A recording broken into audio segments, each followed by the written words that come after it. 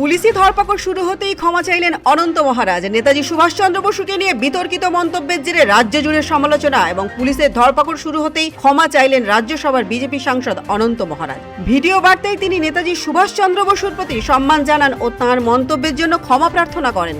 অনন্ত মহারাজের বক্তব্যকে কেন্দ্র করে ইতিমধ্যে বিভিন্ন থানায় অভিযোগ দায়ের করা হয়েছে। তার মন্তব্যের পর প্রশাসনের তরফে কড়া পদক্ষেপের বার্তা দেওয়া হয়। সেই পরিস্থিতির মধ্যেই ভিডিও বার্তা প্রকাশ করে নিজের অবস্থান স্পষ্ট করেন তিনি।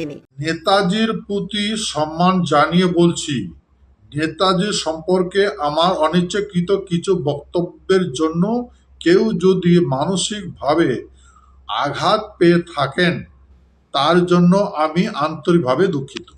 অন্যদিকে নেতাজিকে নিয়ে সামাজিক মাধ্যমে আপত্তিকর পোস্ট শেয়ার করার অভিযোগে নিশিগঞ্জের স্কুল শিক্ষক উত্তম বর্মনও গ্রেফতার হন। গ্রেফতারের পর তিনিও ক্ষমা চেয়েছেন বলে জানা গিয়েছে। নেতাজিকে নিয়ে বিতর্কিত মন্তব্য ও পোস্ট ঘিরে রাজ্য জুড়ে রাজনৈতিক চাপানোতর তৈরি হয়েছে। একদিকে অভিযোগের ভিত্তিতে পুলিশের পদক্ষেপ, অন্যদিকে অভিযুক্তদের ক্ষমা প্রার্থনা, সব মিলিয়ে বিষয়টি অন্যরকম একটা মাত্রা পেয়েছে। স্বাধীনতা দিবসের প্রাক্কালে নেতাজিকে নিয়ে এই ধরনের কুমন্তব্যের প্রভাব সাধারণ মানুষের উপরে যথেষ্ট নেতিবাচক প্রভাব ফেলেছে বলে দেখা যাচ্ছে। ব্যুরো রিপোর্ট, পূবের কলম ডিজিটাল।